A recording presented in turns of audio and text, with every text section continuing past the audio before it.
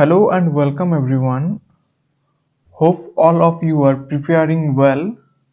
Today I am here with a new and fresh video and it's about university wits. So those who are absolutely new in our channel, don't forget to subscribe the bell icon to never miss an update.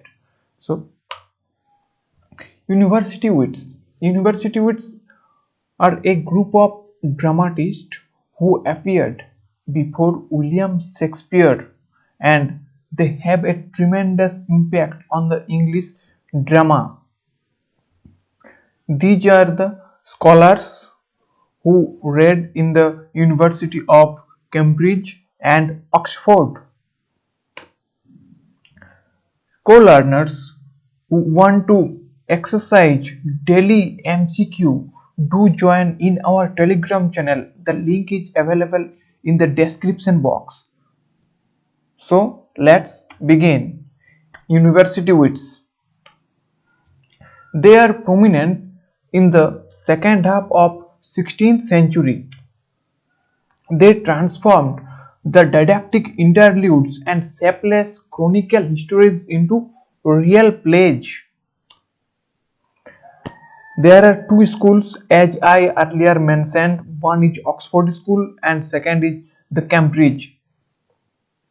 The scholars and university wits who belong to the Oxford School are John Lilly, George Peele, Thomas Lodge, and sometimes Thomas Middleton is regarded as one of the university wits who read in the Oxford School or the University of Oxford. The Cambridge scholars are Robert Greene, Thomas Nash, Christopher Marlowe. Christopher Marlowe is regarded as the gem of the university wits. It is Thomas Kidd who is not regarded as a university wit. It is important, sometimes directly asked, who is not regarded as the university wits. There are some common features that they bear, that is the university wits bear, and these are: they are secular intellectuals and they received education at the university. They received humanistic education. They created complex and commercial dramas. Their drama has the great rhetorical quality, that is the way of expression or the language. Basically, their plays are heroic in theme. For example, Tamburlaine the Great, that is written by Christopher Marlowe, Edward II. The protagonists are unconventional, as the dramatists are also unconventional. The heroic treatment of the dramas include splendid descriptions, long swelling speeches, magnificent epithets leading to the abuse and bombastic words. John Lilly is the one of the Oxford scholars, and he is the first major prose stylist in English. John Lilly is the first major prose stylist in English.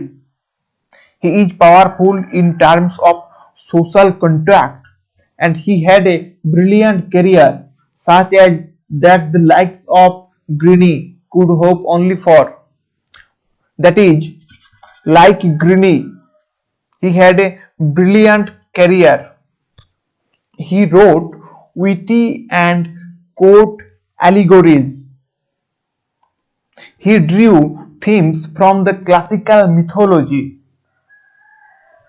His major works are, first of all, Euphues, The subtitle of it is The Anatomy of Wit. Oops, The Anatomy of Wit. It is a romantic interlude told in letters, and the plot is borrowed from Boccaccio. The word "Eups" comes from a Greek word meaning well-bred man. The sequel of Eups' Anatomy of Wit is Eups and His England.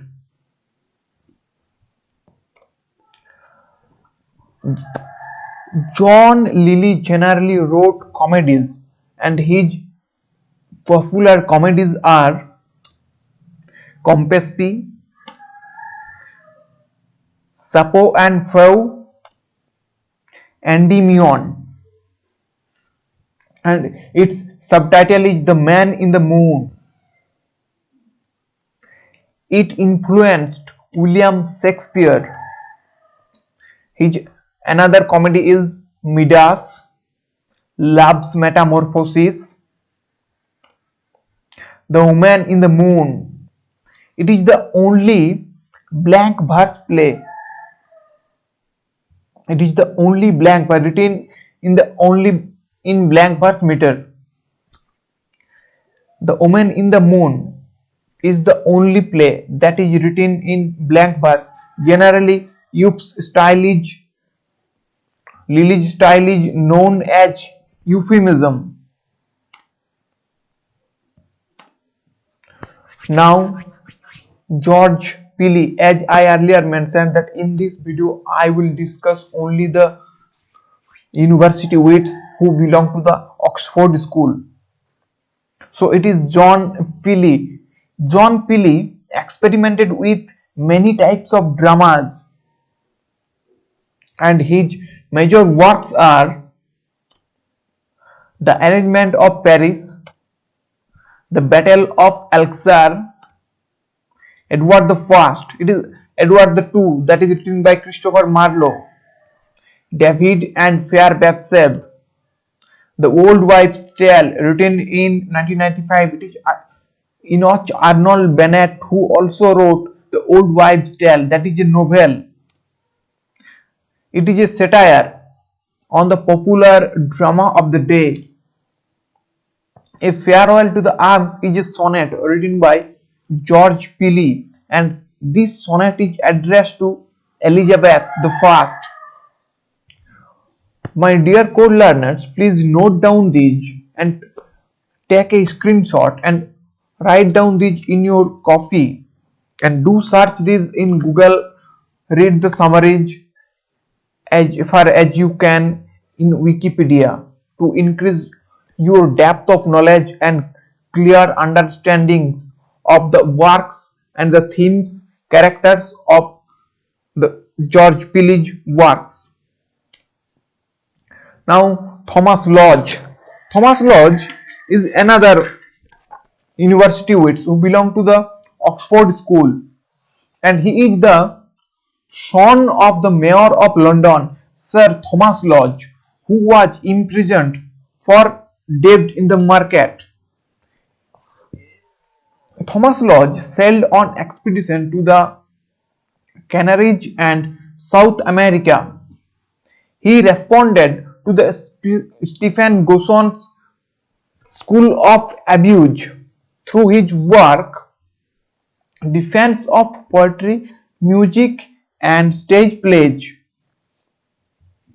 His another most important works are An Alarm Against the Users, The Devil Conjured.